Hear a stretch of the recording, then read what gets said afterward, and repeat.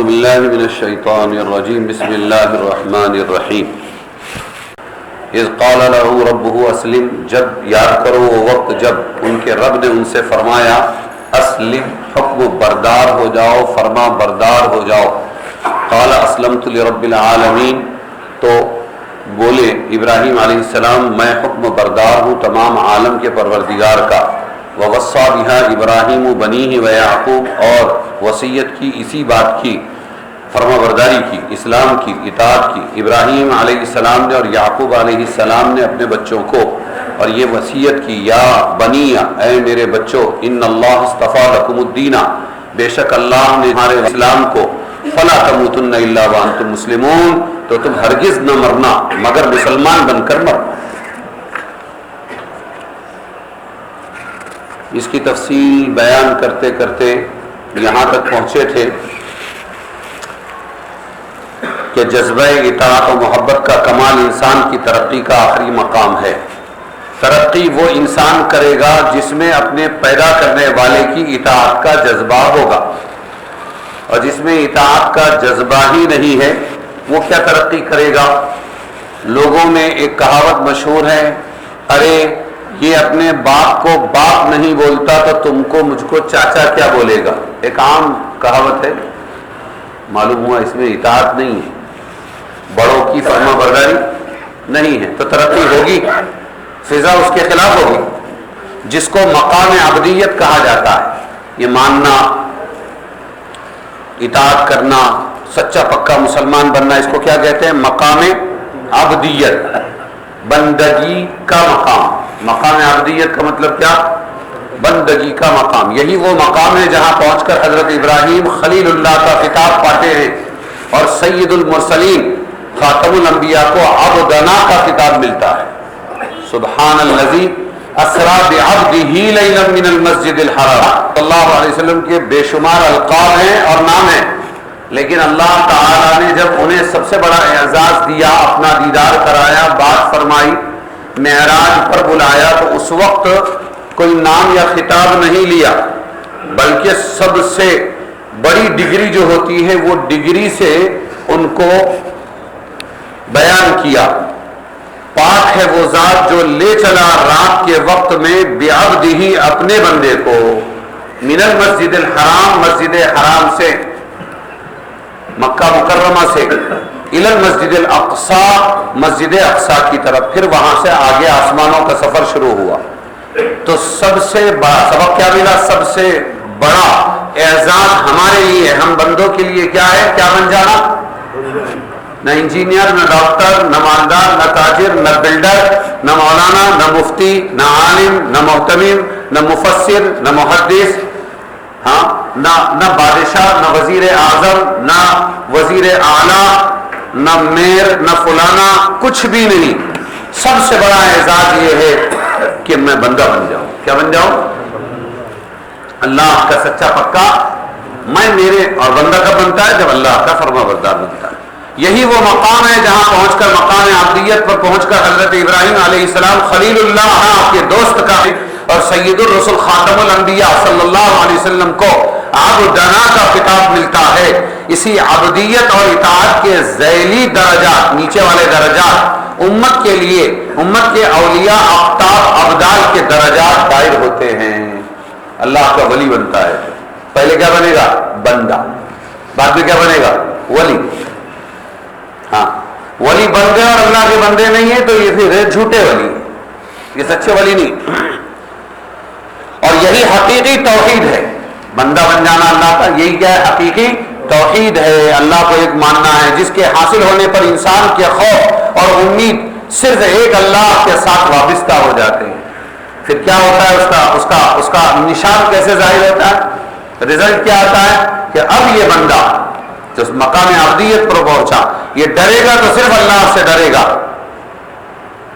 اور یہ امید رکھے گا تو کس سے رکھے گا؟ صرف اللہ۔ جیسے حضرت انس بن مالک رضی اللہ عنہ کو حجاج بن یوسف ثقفی نے بلایا، آئے، تم ہی حجاج بن یوسف، تم ہی انس بن مالک ہو؟ ہاں۔ ہماری برائی تم ہی کرتے ہو؟ ہاں کرتا ہوں۔ وہ گردن مار دیتا تھا، بہت سو کو مروایا، کیوں برائی کرتے ہو؟ ہماری ذمہ داری، ہمارا فرض ہے، اللہ نے کیا ہے کہ تم کو بیان کرے۔ تم جانتے ہو میں نے کیوں بلایا ہے تم کو؟ نہیں، کہ میں نے تم کو قتل کرنے کے لیے بلایا ہے، وہ تیرے ہاتھ میں نہیں ہے، اگر وہ تیرے ہاتھ میں ہوتا تو اللہ کو چھوڑ کر تیری پوجا کرتا۔ تو میرا نقصان نہیں کر سکتا، اس لیے کہ میں نے اپنے آقا حضرت محمد مصطفیٰ صلی اللہ علیہ وسلم کی بتائی ہوئی ایک دعا، ایک عمل صبح کو پورا کر لیا ہے۔ آپ صلی اللہ علیہ وسلم نے فرمایا تھا اگر تو یہ عمل کر لے گا تو دنیا کی کوئی طاقت تیرا کچھ بگاڑ نہیں سکتی، اور میرا یقین ہے۔ خالی عمل بھی نہیں چلتا، عمل بھی رسول اللہ کا اور یقین اللہ کا، یا تو دونوں جمع نہیں ہوتے اس لیے ہم نقصان اٹھاتے۔ یقین اللہ سے ہونے کا اور عمل رسول اللہ کا، یہ دونوں جب ملیں گے تو حفاظت ہوگی، وہ بنے گا عبد۔ تو میں ایک مثال دے رہا تھا آپ کو کہ خوف کس کا؟ صرف اللہ کا۔ اس نے کہا بھائی جانے دو ان کو، جانے دو۔ کیا کہا؟ جانے دو۔ تو وہ جو اس کے کارندے تھے پوچھا آج تک تو نے کسی کو چھوڑا نہیں اے امیر، تو نے گردن مارے بغیر واپس جانے کیسے دیا؟ کہنے لگے جب میں بات کر رہا تھا تو دو شیر تھے دائیں طرف اور بائیں طرف، وہ دونوں شیر میری طرف لپک رہے تھے، صرف بات پر یہ تھا اگر میں کوئی غلط ارادے سے ان پر اقدام کرتا تو میرا کیا حال چھوڑ۔ اس میں اس نے بولا وہ عمل مجھے بھی بتا دو نا۔ کہا تو اس لائق نہیں ہے، یہ وہی کہہ سکتے ہیں اور کر سکتے ہیں جو صرف اللہ سے ڈرتے ہیں۔ کس سے ڈرتے ہیں؟ ہاں، تو یہ ڈر صرف اللہ کا۔ موت سے پہلے بتا دیا، دعائیں انس ہم نے چھپا کے یہاں پر لگا بھی دی تھی، بار بار لانا چاہیے اس کو، بار بار پڑھنا چاہیے، خصوصاً ان حالات میں صبح کو ایک مرتبہ پڑھ لیں، موبائل پہ رکھ سکتے ہیں، اس پہ پڑھ سکتے ہیں۔ اور امید کی ایک مثال کہ امید کس سے؟ صرف اللہ سے، باقی کسی سے کوئی امید نہیں۔ تم ہمارا کچھ نہیں بنا سکتے، بنائے گا کون؟ حضرت ابراہیم علیہ السلام کو بڑی آگ میں ڈالا جا رہا ہے اور فرشتے نے آ کر پوچھا کوئی مدد؟ کہنے لگے ہاں چاہیے، لیکن تمہاری نہیں، اللہ کی مدد چاہیے۔ جب بیچ سے مخلوق کو ہٹا دیا تو اللہ نے بھی ڈائریکٹ چارج لیا، قلنا، ہم نے کہا یا نار، اے آگ کونی ہو جا بردا و سلامن علی ابراہیم، ٹھنڈی اور سلامتی والی کس پر؟ ابراہیم پر۔ تو لوگ دیکھ رہے تھے کہ آگ میں پھینکا جا رہا ہے، لیکن وہ جب آگ میں پہنچے تو ایسے جیسے باغ میں پہنچے۔ کس میں پہنچے؟ امید کس سے تھی؟ کہیں نہ کہیں ہمارے سے چوک ہو جاتی ہے، اسی لیے اللہ تعالیٰ ہمارا کا بھی صرف اللہ کی ذات سے ہونے کا اور طریقہ صرف رسول اللہ صلی اللہ علیہ وسلم۔ ٹھیک ہے، تو کہتے ہیں یہ حقیقی توحید ہے جس کے حاصل ہونے پر انسان کے خوف و امید صرف ایک اللہ کے ساتھ وابستہ ہو جاتے ہیں۔ غرض اسلام کے معنی اور حقیقت اطاعت حق ہے۔ میں بتایا تھا نا اس سے پہلے بھی، دہراتے رہو۔ صحابہ کی عادت تھی، صحابہ جگالی کرتے تھے، جانور جلدی جلدی کھانا کھاتا ہے، چارہ کھاتا ہے، پھر بیٹھ جاتا ہے، گھنٹوں بیٹھ کے اپنا منہ چلاتا رہتا ہے، ہضم کرتا ہے، اندر سے نکالتا ہے، چباتا ہے۔ تو یہ ہے جگالی۔ جہاں 2 منٹ 5 منٹ ان کو ملا کہ اللہ کے رسول کسی کام کی طرف متوجہ ہوئے کہ صحابہ نے جگالی کرنا شروع کیا۔ کیا فرمایا حضور صلی اللہ علیہ وسلم؟ یہ فرمایا، جتنا موٹا موٹا ایک دوسرے کو سنانا کر لیا، بس یہی تھا، نہ کاپی تھی، نہ قلم تھا، نہ موبائل تھا، نہ ریکارڈر تھا، کچھ بھی نہیں تھا، نہ یوٹیوب تھا، کچھ نہیں تھی۔ تو علم سینے میں لے لیتے تھے، اس لیے چوکن نہ رہو۔ ایک بات بار بار آ رہی ہے، اسلام کا مطلب سمجھانے کی کوشش کر رہا ہوں۔ اسلام کے معنی در حقیقت اطاعت حق ہے۔ کیا معنی ہے اسلام کے؟ حق کو مان لینا۔ اطاعت حق کا بھی آسان کیا، حق کو مان لینا، اور اس کا راستہ صرف اتباع سنت رسول اللہ میں منحصر ہے۔ اب حق کو ماننا ہے، اپنے کو حق کو ماننا ہے، پتہ کیسے چلے گا کہ ہم حق کو مان رہے ہیں کہ نہیں مان رہے؟ ہر عمل میں یہ دیکھیے میرے نے سے کیا۔ اس پر کچھ وضاحتیں میں پہلے کر چکا تھا۔ بچہ پیدا ہوا تو میرے نبی نے کیا کیا تھا، میں وہ کروں، اور پھر بچہ ذرا بڑا ہوا تو اس کی تربیت میرے نبی نے کیسے کی ویسے کروں، اور پھر کمائی ہے تو کمائی ویسے کروں جیسے میرے نبی نے کہا فرمایا۔ تو ہر عمل میں اتباع سنت اگر ہے تو سمجھو کہ اطاعت حق ہے اور اسلام ہے۔ اگر بورڈ پر لا الہ الا اللہ رسول اللہ ہے، دکان میں مال غیر رسول اللہ کا بھرا ہوا ہے، زندگی سماج اور رواج کو، خاندانوں کو، آبا و اجداد کو دیکھ کر گزار رہے ہیں، غم خوشی منا رہے ہیں، تو یہ سمجھ لو کہ ہم مسلمان نہیں ہیں، یہ اطاعت حق نہیں ہے، یہ اطاعت نفس ہے. کیا یہ جس کو قرآن کریم نے واضح الفاظ میں فرمایا؟ اب سنو قرآن نے کیا فرمایا. فلا وربک لا یؤمنون حتی یحکموک فیما شجر بینہم ثم لا یجدوا فی انفسہم حرجا مما قضیت ویسلموا تسلیما. تیرے رب کی قسم وہ کبھی مومن نہ ہوں گے، تیرے رب کی قسم یہ مسلمان کبھی مومن نہ ہوں گے جب تک وہ آپ کو اپنے تمام اختلافی معاملات میں حکم تسلیم نہ کر لیں. تو بھائی بولتا ہے حصہ نہیں، اور وہ کہتا ہے نہیں بھائی تیرا 2 لاکھ روپیہ نہیں نکلتا ہے بلکہ تیرا 1 لاکھ روپیہ نکلتا ہے. اچھا بہت آسان مسئلہ ہے. کہاں؟ چلو امام صاحب کے پاس، معتبر عالم جان کر خالی امام صاحب نے، چلو جائیں گے مسجد میں بیٹھیں گے، وہ جو فرما دیں گے میں وہ مان لوں گا. یہ ہے اللہ، وہاں اللہ کے رسول تھے، یہاں اللہ کے رسول کے نائبین ہیں. نہ کورٹ میں جانے کی ضرورت، نہ کچہری میں جانے کی ضرورت، نہ وکیل کی ضرورت ہے، نہ جھوٹ بولنے کی ضرورت ہے، کچھ نہیں. اور دل کو مطمئن کر لیا بھائی میں نے اللہ کے گھر میں اللہ کا فیصلہ مانا امام صاحب مولانا صاحب کے ذریعے. 1 لاکھ روپے کا نقصان برداشت ہے اپنے کو، لیکن اسلام چھوڑنا برداشت نہیں ہے. یہ ہے کہ تیرے رب کی قسم وہ کبھی مومن نہ ہوں گے جب تک وہ آپ کو اپنے تمام اختلافی معاملات میں حکم کہتے ہیں فیصلہ کرنے والا، حکم تسلیم نہ کر لیں، اور پھر آپ کے فیصلے سے کوئی دل تنگی محسوس نہ کرے. زبردستی مان لیا ایسا بھی نہیں، ناراض ہوئے ایسا بھی نہیں. پھر مولانا میرے واسطے کہے کو اپنی جنت برباد کریں گے، مولانا نے جو صحیح ہے وہ کہا ہوگا، وہ جانے، ان کا کام جانے. میں نے تو اپنے مولانا کو بڑا بنایا، میں نے کسی دوسرے کو بڑا نہیں بنایا. اور فیصلے کو ٹھنڈے دل سے تسلیم نہ کریں تو پھر وہ مومن نہیں ہوں گے. ایک تو فیصلہ حضور سے کروانا اور پھر لینا. ان کے نائبین ہیں تو ان کے نائبین سے کروانا فیصلہ. مسئلہ سمجھ لو. حضرت ابراہیم علیہ السلام نے اپنی اولاد کو وصیت فرمائی اور اسے عہد لیا، وہ یہ تھا کہ اسلام کے سوا اور کسی حالت اور کسی ملت پر نہ مرنا. فلا تموتن الا وانتم مسلمون، تم ہرگز نہ مرنا مگر مسلمان مرنا. آج کے زمانے میں خاص طور سے جب چاروں طرف سے ناکہ بندیاں ہو رہی ہیں کہ تم لوٹ کے واپس آ جاؤ، گھر واپسی ہے نا، گھر واپسی. میں اس پر بول چکا ہوں پہلے. مراد اس کی یہ ہے کہ اپنی زندگی میں اسلام اور اسلامی تعلیمات پر پختگی سے عمل کرتے رہو. کہتے عمل کرو، تم مسلمان ہی مرنا کا مطلب بتا رہے ہیں کہ اسلام، اپنی زندگی میں اسلام اور اسلامی تعلیمات پر پختگی سے، پکے پنے سے عمل کرتے رہو تاکہ اللہ تعالیٰ تمہارا خاتمہ بھی اسلام پر ہی فرمائے. تو اسلام پر ہی کیسے مریں گے؟ جب اسلامی تعلیمات سیکھتے رہیں گے. جیسا کہ بعض روایات میں ہے کہ تم اپنی زندگی میں جس حالت کے پابند رہو گے، یہ غور سے سننے والا مضمون ہے. حضور نے فرمایا کہ تم اپنی زندگی میں جس حالت کے پابند رہو گے اسی حالت پر تمہاری موت بھی ہوگی. کیا فرمایا؟ ہاں، جس حالت کے پابند رہو گے تمہاری حالت میں محشر میں قائم ہوگے، یعنی تم اٹھائے جاؤ گے. اللہ جل شانہ کی عادت یہی ہے کہ جو بندہ نیکی کا ارادہ کرتا ہے اس کے لیے اپنی مقدور کے یعنی اپنی طاقت کے مطابق کوشش کرتا ہے تو اللہ اس کو نیکی کی توفیق دے دیتے ہیں.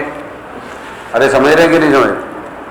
اللہ اس کو توفیق دے دیتے اور یہ کام اس کے لیے آسان کر دیتے ہیں. اس معاملے میں اس حدیث سے شبہ نہ کیا جائے. ایک حدیث ہے اور وہ کیا ہے؟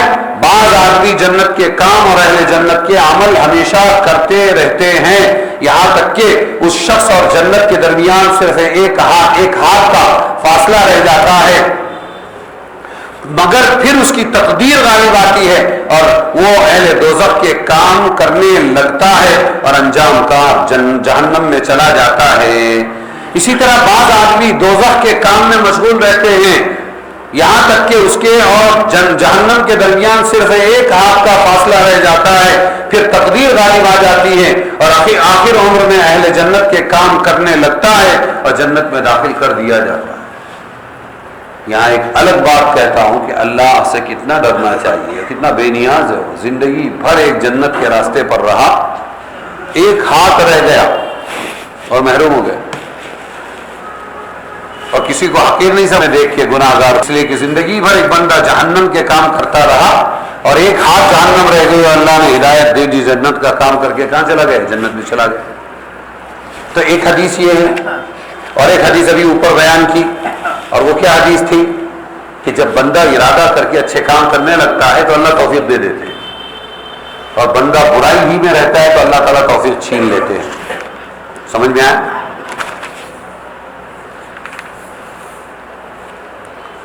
وہ حدیث اپنی جگہ ہے کہ اللہ تعالیٰ بھلائی کا ارادہ کرنے والے، کوشش کرنے والے کو توفیق ہدایت کی دیتے اور جنت میں ڈال دیتے ہیں، اور یہ حدیث جو ابھی بیان ہوئی یہ اپنی جگہ ہے۔ اب دونوں میں جوڑ کیسا کریں گے آپ؟ وجہ یہ ہے کہ اس حدیث کے بعد الفاظ میں یہ قید بھی لگی ہوئی ہے فیما یبدو للناس، ایک آدمی جنتیوں کے کام کرتا رہتا ہے، فیما یبدو للناس، لوگوں کو ایسا لگتا ہے، لوگوں کو ایسا دکھتا ہے، اور اخیر میں جنت سے محروم ہو جاتا ہے، ایک ہاتھ جب باقی رہتی ہے۔ وہ دوسری جگہ بھی وہی ہے، ایک آدمی جہنمیوں کے کام کرتا رہتا ہے، جہنم ایک ہاتھ باقی رہ جاتی ہے، لوگ سمجھتے فیما یبدو للناس، بظاہر لوگ سمجھتے ہیں یہ جہنم کے کام کر رہا ہے، لوگوں کو ایسا لگتا ہے، اور پھر ایک ہاتھ رہ جاتا ہے، جہنم رہ جاتی ہے، اور یہ محروم، یہ جو ہے جنرا ہے۔ وجہ اس کی یہ ہے کہ اس حدیث کے بعد الفاظ میں یہ قید بھی لگی ہوئی ہے کہ فیما یبدو للناس، یعنی جس نے عمر بھر جنت کے کام کیے اور آخر میں دوزخ کے کام میں لگا، در حقیقت اس کے پہلے کام بھی دوزخ ہی کے عمل تھے، لوگوں کو لگ رہا تھا کہ جنتی ہے، مگر لوگوں کے ظاہر میں اور دیکھنے میں وہ اہل جنت کے عمل معلوم ہوتے تھے۔ اسی طرح جو دوزخ کے اعمال میں مشغول رہا، آخر میں جنت کے کام کرنے لگا، در حقیقت وہ اول ہی سے جنت کے کام میں تھا، مگر ظاہر نظر میں لوگ اس کو گناہ گار سمجھتے تھے، حقیقت کچھ اور تھی۔ پھر وہ حدیث آ گئی اپنی جگہ جو پہلے بیان ہوئی تھی کہ جب آدمی پکا ارادہ کر کے اچھے کاموں میں لگتا ہے تو اللہ بھی آسانیاں پیدا کر دیتے ہیں، تو ہم کو کرنا چاہیے، نیتیں کرنا چاہیے۔ خلاصہ یہ ہے کہ جو آدمی نیک کام میں مشغول رہے اس کو اللہ تعالیٰ کے وعدہ اور عادت کی بنا پر یہی امید رکھنا چاہیے کہ اس کا خاتمہ بھی نیکی پر ہوگا انشاءاللہ، مایوس نہیں ہونا چاہیے۔ اب اگلی آیت ہے ام کنتم شہداء اذ حضر یعقوب الموت اذ قال لبنیہ ما تعبدون من بعدی، بہت ہی اہم مضمون ہے۔ قالوا نعبد الہک و الہ آبائک ابراہیم و اسماعیل و اسحاق الہا واحدا ونحن له مسلمون تلک امۃ قد خلت لکم لا تسألون عما كانوا يعملون۔ کیا تم موجود تھے جس وقت قریب آئی موت یعقوب علیہ السلام کی وفات کا وقت قریب آیا؟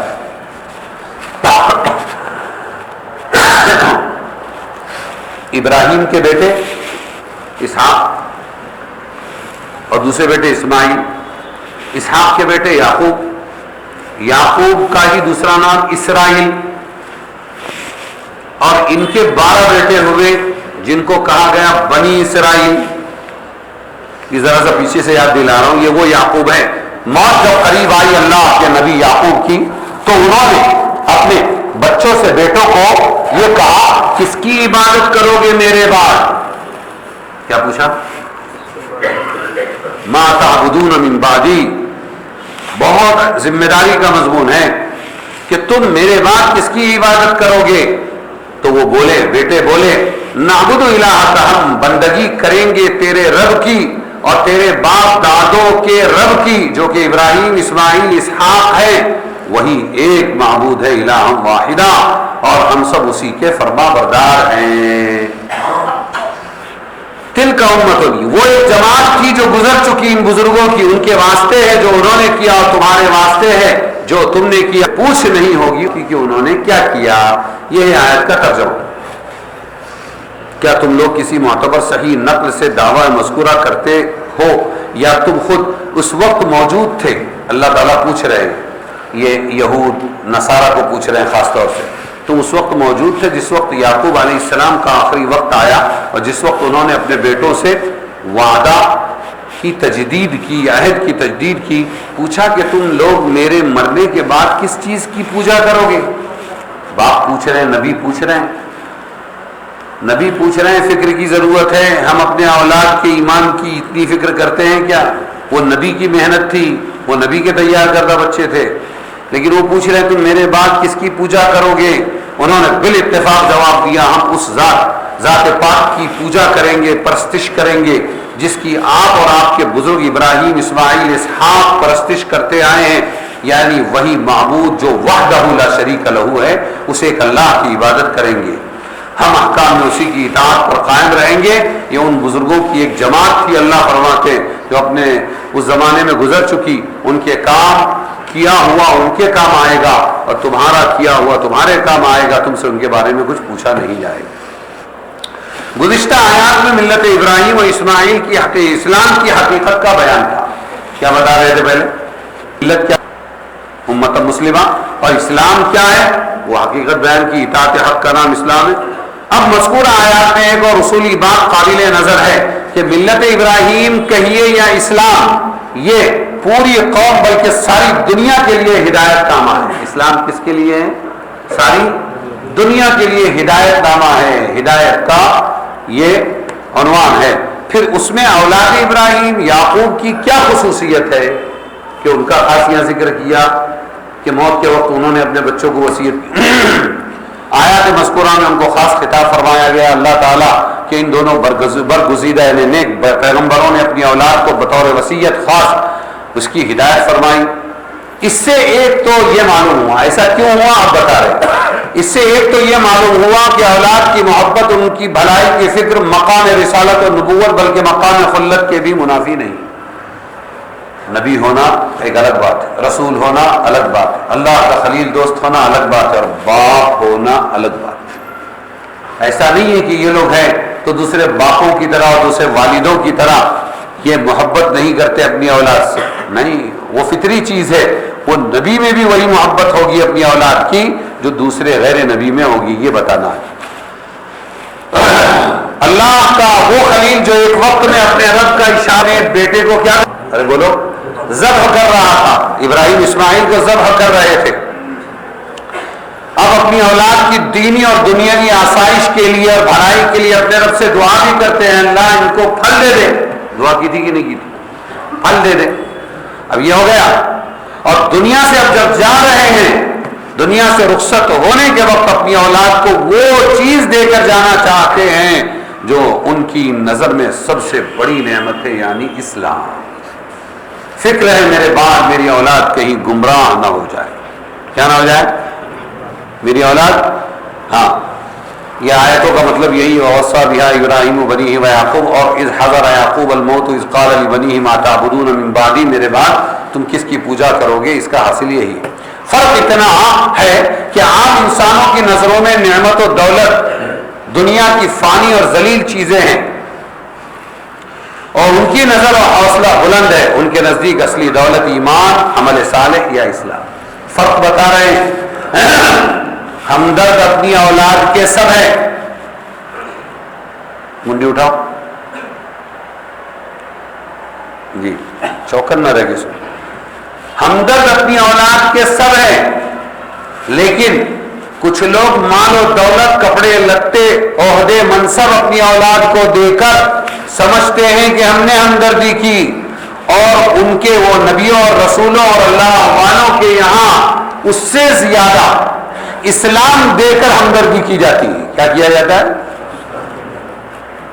جس طرح عام انسان اپنی موت کے وقت یہ چاہتے ہیں کہ جو بڑی سے بڑی دولت ان کے پاس ہے وہ اولاد کو دے جائیں. ایک سرمایہ دار تاجر کی آج کل یہ خواہش ہوتی ہے، دیکھو تاجر کی کیا خواہش ہوتی ہے کہ میری اولاد میلوں، فیکٹریوں کی مالک ہو، ان کو امپورٹ ایکسپورٹ کے بڑے بڑے لائسنس ملے، لاکھوں اور کروڑوں کا بینک بیلنس ہو. اور ایک سروس مین کیا چاہتا ہے کہ میری اولاد کو اونچے عہدے اور بڑی تنخواہیں ملیں. ایک صنعت پیشہ یعنی کوئی کام کرنے والا کاریگر، چاہے وہ لوہار ہو یا دوسرا کوئی ہو، تو ایک صنعت پیشہ آدمی کی خواہش ہوتی ہے اس کی اولاد اس کی صنعت میں کمال حاصل کرے. میں فیبریکیٹر ہوں تو میرے جتنے زندگی بھر کے تعلقات ہیں یہ سب اس کو دے دو، اور یہ بھی فیبریکیشن میں آگے بڑھے. ایک مثال، اس کو اس کے اپنی عمر بھر کے گر بتلانا چاہتا ہے، تو ہر ایک یہ چاہتا ہے. اسی طرح انبیاء علیہ السلام اور ان کے متبعین اولیاء کی سب سے بڑی خواہش یہ ہوتی ہے کہ جس چیز کو وہ اصلی اور دائمی لازوال دولت سمجھتے ہیں، ہاں یہ دولت فانی ہے دنیا کی جو لوگ اپنے بچوں کو دینا چاہتے ہیں یا لیکن جو انبیاء اور اولیاء دینا چاہتے ہیں وہ دائمی لازوال دولت ہے. ان کی اولاد کو پوری پوری مل جائے، ہر ایک کی یہ چاہت ہوتی ہے. جیسے زکریا علیہ السلام نے دعا کی تھی، ہنالک دعا زکریا ربہ قال رب هب لي من لدنك ذرية طیبہ انک سمیع الدعاء. اے اللہ 100 سال عمر ہو گئی، اولاد نہیں ہے، ایک اولاد دے دے تاکہ میرا مشن برابر چلتا رہے، اور میری اولاد جب دین کا کام کرے تو میں قبر میں رہوں اور مجھے اس کے ذریعے دین جتنا زندہ ہو مر کر بھی اس کے تحفے پہنچتے رہے. جس کی اولاد نیک و صالح ہو وہ مر کر بھی زندہ ہے. اس کے لیے دعائیں کرتے ہیں اور کوششیں بھی آخر وقت میں وصیت اسی کی کرتے ہیں، جیسا کہ ان آیات میں یعقوب اور ابراہیم علیہ السلام نے اپنی اولاد کو کیا پوچھا. ہاں، باپ کی مروت میں باپ جھکے تو تم بھی جھکے، باپ اٹھے تم بھی اٹھے، ایک توحید پر قائم رہے.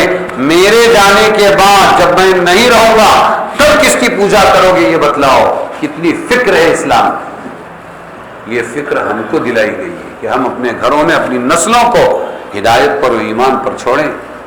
یہ نہیں کہ کھلا پلا کے. مولانا یونس صاحب رحمۃ اللہ علیہ فرمایا کرتے تھے اگر اپنی اولاد کو دینداری پر نہیں ڈالا تو اگر دین پر ڈالا تو جیسے میں نے بتایا کہ ثواب کے تحفے پہنچتے رہیں گے. یہ اولاد تم کو ثواب قبر میں پہنچائے گا، ایصال ثواب جس کو کہتے ہیں ثواب پہنچانا. اور اگر تم نے اپنی اولاد کو دین پر نہیں چھوڑا تو تمہاری کمائی ہوئی دولت سے یہ دنیا کمائے گی اور یہ گناہ کا بازار گرم کرے گی اور تمہارے قبر میں عذاب کے تحفے پہنچے گی. کہ صحیح راستہ کیوں نہیں بتلا؟ اولاد کے لیے کوئی دولت دین و اخلاق سکھانے کے برابر نہیں. اولاد کے لیے دولت سب سے بڑی کیا ہے؟ دین سکھاؤ ان کو. اور کیا سکھاؤ؟ اخلاق سکھاؤ. انبیاء علیہ السلام کے اس طرز خاص میں عام انسانوں کے لیے بھی یہ ہدایت ہے کہ وہ جس طرح ان کی دنیاوی پرورش اور ان کے دنیاوی آرام اور راحت کا انتظام کرتے ہیں، اسی طرح بلکہ اس سے زیادہ ان پر لازم ہے کہ اولاد کی نظری یعنی سوچ کیا ہے میری اولاد کی. سوچ میں بھی بھٹک جاتے ہیں. نظری، عملی اور اخلاقی تربیت کرے، برے راستوں اور برے اعمال و اخلاق سے ان کو بچانے میں پوری کوشش کرے کہ اولاد کی سچی محبت اور اصلی خیر خواہی یہی ہے کہ ان کو صحیح راستے پر ڈالے. یہ کوئی عقل کی بات نہیں کہ ایک انسان اپنے بہت بہترین مثال، یہ کوئی عقل کی بات نہیں کہ ایک آدمی اپنے بچے کو دھوپ کی گرمی سے تو بچائے لیکن ہمیشہ کی آگ سے نہ بچائے. دھوپ کی گرمی سے تو بیٹا ادھر آ، سائے میں آ، دھوپ لگے گی رنگ جھلس جائے گا تیرا. دھوپ کی آئے لیکن نہ بچائے. اسی طرح ایک انسان بدن کے اندر چھوٹی سی لکڑی کی پھانس گھس گئی، وہ ستاتی ہے، کانٹا گھس گیا پیر میں، وہ ستاتا ہے، اس کو تو نکال کے اپنی اولاد کو راحت پہنچاتا ہے، لیکن بندوق کی گولی لگنے والی ہے اس سے حفاظت کی کوئی فکر نہیں. کس سے بچانا چاہیے سر؟ گولی تو کام ہی تمام کر دے گی نا. پھانس سے تو بچاتے ہیں ہم. یعنی دنیا میں جتنا ہم اپنے بچوں کو کھلاتے پلاتے ان کو راحت پہنچاتے ہیں، یہ سب ایسے ہے جیسے کہ پھانس وہ نکال رہے، لیکن نماز نہیں زندگی میں، دین نہیں، اللہ کی اطاعت نہیں، رسول کی سنت نہیں ہے، اور بے فکری کی زندگی گزار رہے ہیں. تو آخرت کی بندوق کی گولی ہے جو ہلاک کر دیں گی. کوئی عقل مندی نہیں. انبیاء علیہ السلام کے اس طرز عمل سے ایک اصولی بات معلوم ہوئی، ماں باپ کا فرض اور اولاد کا حق ہے. ماں باپ کا فرض ہے اور اولاد کا حق ہے کہ سب سے پہلے ان کی اصلاح اور فلاح کی فکر کی جائے، ان کے بعد دوسرے کی طرف توجہ کی جائے، جس میں دو حکمت ہے. کیا کہہ رہے ہیں؟ پہلے اپنے گھر سے شروع کرو دین سکھانا، اپنی اولاد کو پہلے سکھاؤ پھر دوسروں کو سکھاؤ. یہ کیوں؟ دو حکمتیں. اول یہ کہ طبیعت اور جسمی تعلق کی بنا پر، طبیعت بھی باپ بیٹوں کا، باپ بیٹی کا، گھر والوں کا ایک ہے، طبیعت ایک ہوگی ملتی ہے. دوسرے یہ کہ جسمی تعلق ہمارا جسم کا نصیحت کا اثر جلدی اور آسانی سے قبول کر لیں گے یہ لوگ، اور پھر وہ ان کی تحریک اور اصلاحی کوشش میں ان کے دست و بازو بنیں گے، ابا کا ساتھ دیں گے، اماں کا ساتھ دیں گے، دین زندہ کرنے میں یہ فائدہ ہوگا۔ دوسرے، اشاعت حق کا اس سے زیادہ آسان مفید راستہ کوئی نہیں ہے کہ ہر گھر کا ذمہ دار اپنے اہل و عیال کو حق بات سکھانے اور اس پر عمل کرانے کی کوشش دل و جان سے کرے۔ آسان راستہ ہے اپنے اپنے گھر میں، کہ اس طرح تبلیغ و تعلیم اور اصلاح و تربیت کا دائرہ عمل سمٹ کر صرف گھروں کے ذمہ داروں تک آ جاتا ہے، ان کو سکھلانا پوری قوم کو سکھلانے کے ہم معنی ہو جاتا ہے۔ قرآن میں یہی مضمون سنو، یا ایھا الذین آمنوا، اے ایمان والو، قوا انفسکم واہلیکم نارا، بچاؤ اپنے آپ کو اور اپنے گھر والوں کو آگ سے۔ کیسے بچاؤ؟ کون سی آگ سے؟ وقودھا الناس والحجارہ، جس آگ کا ایندھن لوگ ہیں، لوگ، لکڑیاں نہیں جلے گی وہاں، کوئلے نہیں جلیں گے، لوگوں کو پکڑ پکڑ کے ڈالا جائے گا، لوگوں سے آگ دہکائی جائے گی، والحجارہ، اور پتھروں سے آگ دہکے گی۔ رسول اللہ صلی اللہ علیہ وسلم جو ساری دنیا کے رسول ہیں، جن کی ہدایت قیامت تک آنے والی نسلوں کے لیے عام ہے، ان کو بھی حکم دیا اللہ نے، انذر الاقربین، اپنے قریبی رشتہ داروں کو اللہ کے عذاب سے ڈرائیے۔ رسول اللہ صلی اللہ علیہ وسلم سے فرمایا، آگے اور حضور ہی کو فرمایا، وَأْمُرْ أَهْلَكَ بِالصَّلَاةِ وَاصْطَبِرْ عَلَيْهَا، اپنے اہل و عیال کو نماز کا حکم کیجئے اور خود بھی اس کے پابند رہیے۔ یہ آیتیں بتا رہی ہیں کہ گھر والوں کو دین سکھاؤ پہلے۔ ایک تیسری حکمت یہ بھی ہے کہ جب تک کسی انسان، کسی شخص کے اہل و عیال اور قریبی خاندان اس کے نظریات عملی پروگرام میں اس کا ساتھی اور ہم رنگ نہیں ہوتے ہیں، تو اس کی تعلیم و تبلیغ دوسروں پر